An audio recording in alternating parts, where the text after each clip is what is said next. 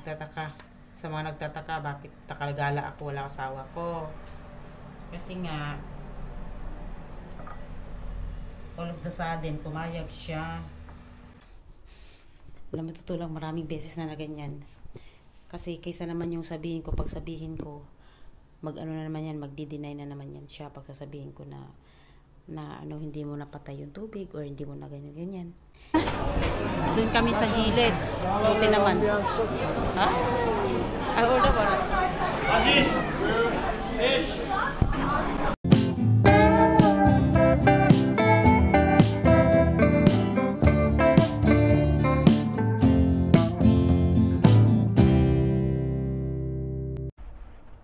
Hi guys! Good morning! Welcome sa vlog! So, tinan nyo ang araw natin. Oh, grabe. Diyos, hindi na pwede magpa-araw sa ano. Dito na lang, enough na. Ang sarap. Magpa-araw tayo mamaya. Char. Good morning! Today is Sunday. And, yan. Okay, ganyan. So, oras natin is 9 and busy-busy akong nag-i-edit kasi kahapon pumunta kaming Istanbul. Gumala si Inday. But, buti ka mo pinayagan ako. So, ngayon magluluto ako ng rice kasi mayroon akong pinabili sa Pilipinas na parang na-miss ko lang talaga ito. Bear Brand. Yan. Parang ito yung trip kong kainin ngayon. So, rice, and then lalagyan ko ng gatas sa ibabaw. Ganon. Pwede na yan.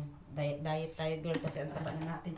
Alam nyo guys, napansin ko talaga sa sa tawag niyan, sa mga picture ko kahapon.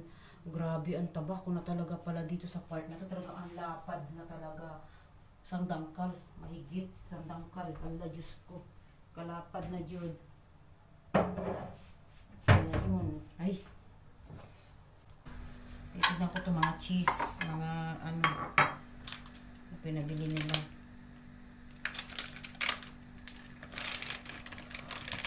Wala, kakaan ko. Ayun, kahapon naman. Namala kami sa Istanbul. Parang nakain yung kasama ko, bakit? Pero thank you talaga kasi nag-enjoy naman kami kahapon. Tapos, sa sobrang late nga ng alis namin, kaya medyo konti lang yung napasyalan namin. Pero kung maaga-aga sana, magaganda sana mamasyal. Marami naman pasyalan sa Istanbul, kaso nga lang, magkakalayo kasi. Tapos ano, pero kahit dul ka lang naman sa tabing dagat, okay na rin. Kasi maganda rin naman ang view. Di, wala lang. Pumunta lang kami doon, nag-picture-picture. Yun lang naman ang kaligayahan natin mga Pilipino eh. Picture. Ganun. Nagtataka. Sa mga nagtataka, bakit takalgala ako, wala asawa ko. Kasi nga, all of the sudden, pumayag siya. Pumayag siya. Nagulat nga din ako, pumayag siya. Kasi usually talaga hindi pumapayag yun. Nang ganun-ganun lang. May pasok kasi siya kahapon ng umaga. Sabi ko, i-try ko magpaalam. Kasi gano'n naman talaga ako eh. Pag may gusto ako, pinapaalam ko yun. Tapos, pag ayaw niya, ayaw. Pag gusto niya, hindi gusto. Pero pag sinabi niya ayaw niya, syempre, arangkada na naman si Jo. Magsasalita na naman. Blablabla. So yun guys, tapos na yung yung nilaban kong shoes. Kalinilaban ko. Tanggalin na natin.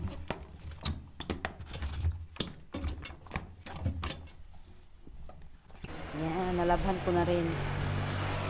Diba? Sana matuyo siya agad. So, ganyan ang ginagawa ko sa mga shoes. Pero hindi naman siya palagian. Paminsan lang. Pag hindi ako natsagang magkuskus talaga. Kasi minsan kinukuskus ko naman yan. Binabrush, pinupunasan, gano'n. Pero sa ngayon talaga, marami na kasi. Halos lahat naman ng sapatos marumi na. So, yun ang yun ang ginagawa ko. Pinawashing ko siya. Nakita nyo naman siguro kayo na guys, no, yung toilet nakalimutan ng biyanan ko. Talagang, matanda na kasi talaga yung biyanan ko. Minsan sinasabi ko sa sarili ko, Huwag ko muna siyang patayin. Yung tubig, bahala siya dyan na makita niya para alam niya ba. Alam mo, totoo lang, maraming beses na ganyan. Kasi kaysa naman yung sabihin ko, pag sabihin ko, mag-ano na naman yan, magdi-deny na naman yan siya pag sasabihin ko na ano, hindi mo napatay yung tubig or hindi mo na ganyan. Kaya since noon, yung time na ano, hindi na ako gumagamit ng toilet niya para siya na, alam na niya na lahat ng ano doon, lahat ng ano sa toilet, siya nang nakakaam kasi nga siya na lang gumagamit doon. So, simula nung sinita niya ako noon na bakit daw hindi ko tinatakpan yung toilet bowl kasi nga 'di ba sa religion nila or sa ano sa religion nila na ano na hindi daw maganda pag hindi tinatakpan ang inodoro ganon. So since noon siguro magti 3 months na hindi ako gumagamit ng ano niya ng banyo toilet niya. Pumunta lang ako doon para maglalaba, kahit maghugas o maghilamos hindi na ako doon kasi pag nagtutoilet ako, maghugas ako dito na ako sa kusina, either dito sa kusina or dun sa kwarto namin. Tapos ako naman pag naghihilamos doon na ako sa banyo namin sa sa kwarto doon. Never na ako laging pumupunta diyan sa sa toilet. So sa toilet niya kaya lahat ng anong meron sa toilet na yan, siya na mismo maglinis, maglipit siya na hindi ko na siya pinapakialaman. Kaya ganun, diba? Para alam niya na wala na talaga kahit ni kapitbahay di makapasok dyan. Wala na siyang dapat irason na ako ang mga makasalanan sa sa nangyayari sa toilet niya dyan. Kasi lagi ako talaga niya, pinupush talaga niya ako. Pag gano'n naman, parang, ano ba yun, aaminin ko na lang na okay lang sa akin. Tapos, siya sabi nila gano'n, hindi pwede yung gano'n sa akin. Kasi nga, the more na sinasang-ayunan mo, walang problema, sang-ayunan ko, okay, fine, walang problema, yung gano'n. Pero, hindi maganda yun sa mentalidad niya. Kasi nga, dapat alam niya para maalala niya palagi. Kasi pag hindi, yan, diba? Sana mag-gets yung sinasabi ko, guys. Luto na yung ating rice. Tsaka na lang natin. Ay, wala na isipang gawin sa buhay. Mga tulog pa yung mga kasamahan ko. Kaya ewan ko anong breakfast bibigay ko sa kanila. Hindi maganda yung rice na nabili ko ngayon, guys. Promise. Ang mahal na kasi ng rice. Kaya naghanap ako ng mas mura. Ito yung nakita ko na mas mura. Kaya ito yung binili ko. Kaso nga lang, hindi ako kontento eh. Dati ginagamit ko talaga is Yasmin rice. Either Yasmin rice or Baldo rice. Ayan. So, ang nabili ko kasi is Kilawlot. Ayan. Doon tayo sa balcony. Ayan, kain tayo, guys. So, nagtimpla na ako ng coffee.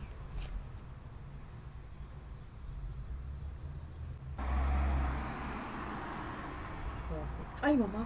Ay, mama. Günaydın. Günaydın. Yok kahvaltı yiyorum. Eat. Salamat kay Sis Emma.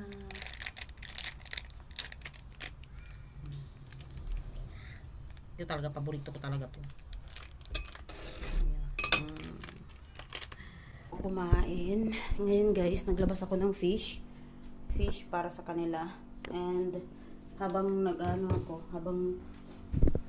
naghugas ako ng kamay, napansin ko yung mga aparador namin, kaganyan.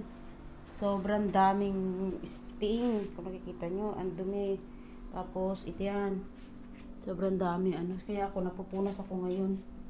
So, ginagawa ko, dahil mga oil or something na yung purong hinawakan ng biyanan ko habang nagluluto. Ang ginagawa ko ganito, tapos ganyan. Basahin ko lang siya ng konti, and then ipupunas ko siya. Kasi makikita mo talaga pag nagre-reflect, oh. Yan, ganyan. Tapos, ko lang, ipahid na ganyan, oh. Ganyan. Para matanggal. Kasi yan, sa oil or kung pinaghahawak-hawak. Yan, magluluto tayo ng isda. Ito, oh. Yan. So, ito yung kanilang breakfast na mag-ina. Kasi ako kumain na ako, eh. Okay. Kumain ako kanina, diba? Nag-rice ako. Yan.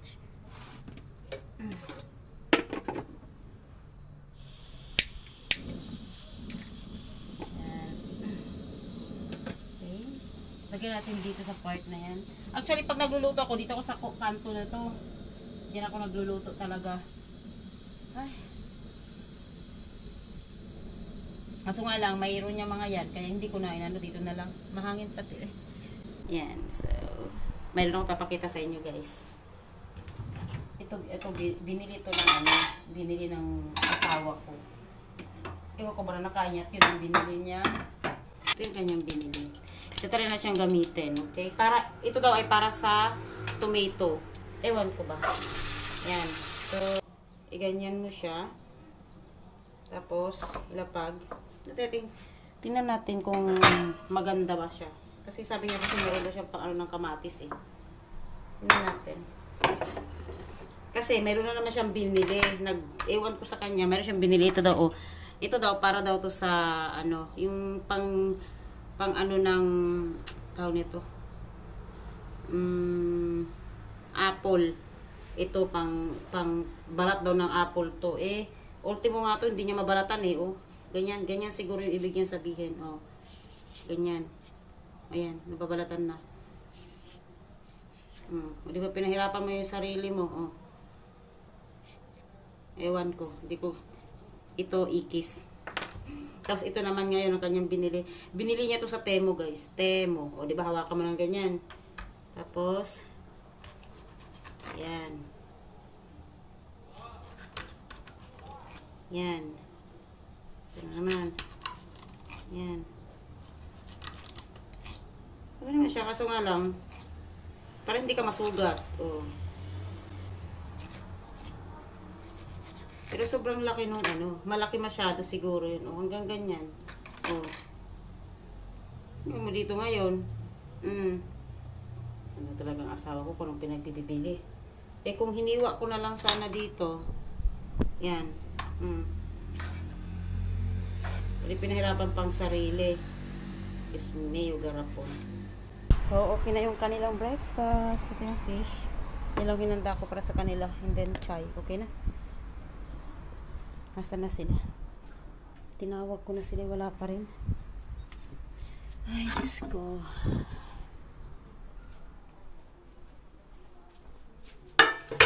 Heidi!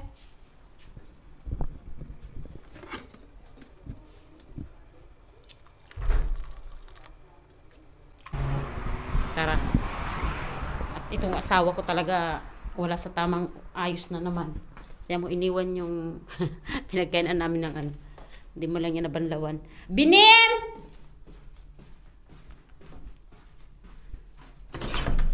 Noldo, baktun ma. Oldu masinin WhatsApp. Oh, ne dediler bakalım. Bakabilir miyim? Söylediler bir hafta diyor. Dedim. Ama ondan çıkmadı ya. Bu mo? Kasi sira yung ano namin guys, elevator. Tapos sabi niya sa akin, 1 week pa daw bago maayos. So, tapos, mag-iigib kami kasi wala kaming Ya tubig. popoyu kapatıyorum ben, niye şey geliyor, hala şey geliyor. Notification aşkım be. Bana bir notification be. Bakam. Bak notification kapat. Hah, tamam bitti. Öyle işte.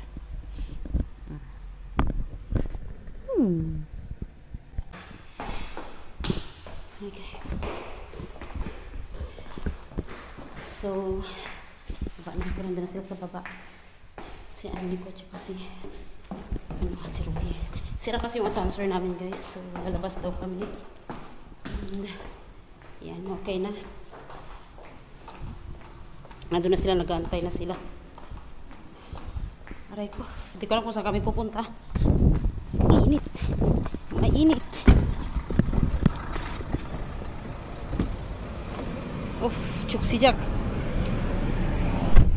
Bismillah. Orhan hayırlı işler. Ay. Hayırlı işler. Ne yapıyorsun? Var mı yoğunluk? Vereceğim size. Geç kalır mıyız? Ezan okunuyor şu anda. Ama orada kılarsın gideriz anne. Yani iki Dito dakikada kami sa kılarsın. ano? Dito kami sa Ate Flair. Biz bekleriz seni. Cami to. Edebede ne? Edebali. Edebade. Kapıdan nereden giriyor Edebale. Oradan da giriyor. Şurada. Oradan da Şuradan. Oraya mı gidelim? Asansör oraya var. So, ito na yung Jami. Malapit sa bahay nila dito sa Atevler. Kasi ang bahay talaga nila nandyan lang. Oh. So, iwan namin si Annie dito. Tapos, may iwan ko kung saan pupunta tong dalawa na to. Iwan ko kung saan siya pupunta to. Hadi in bakalım. Asansör orada var anne, tamam mı? Halos lahat ng kapitbahay nila nandito. Pero yung iba kasi, yung mga bahay, di ba na pinagawa yung bahay, pinarenovate nga yung buong building. Tapos ang nangyari nun is, inano nila, pangalan yan, binenta yung ibang mga bahay nila dito. Tapos siguro nakahanap na ng mas magandang place, ganun. Kaya ganun siya. Binenta yung iba nagbalik naman dito. So nandito lahat yung mga kapitbahay ng biyanan ko. Daming tao. Sumunta kami dito guys sa saan ba to? Ano ba to?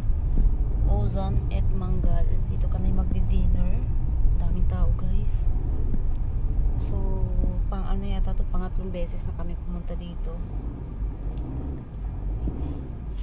Medyo makati yung ilong ko konti dahil sa aircon yan. And Ha, burası. Siz burada inin. Ben arabaya inerim. Bak ya. ang daming tao. Galan Miguel, urda kapıda. Şurada kenara. Anne, burada kenara, buraya. Bekle. Heh. Öyle. Daming tao guys, promise. Nandito pala yung yung kapatid ng asawa ko. Palang inaantay namin. May pandem?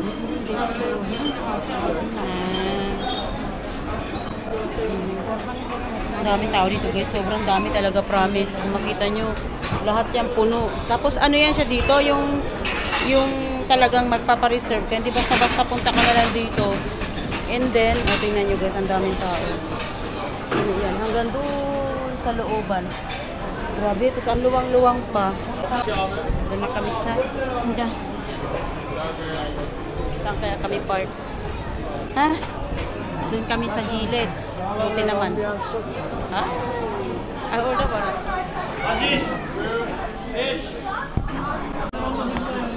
Order, yan. Order na kami guys.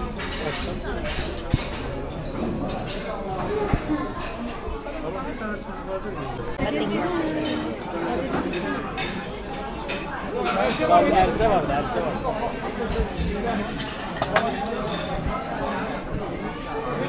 Daming tao.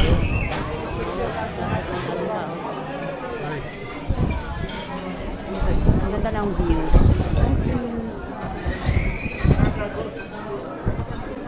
Porsiyon köfteler kiminle? Yan yung sasakyan nila. Kapatid ni Rohit. So, tapos na kami kumain. And pauwi na kami guys. Nabusugbo na naman ako eh. Grabe. Dami ng mga bahay dito. Sorunların gelmedi işte, bak gördün mü?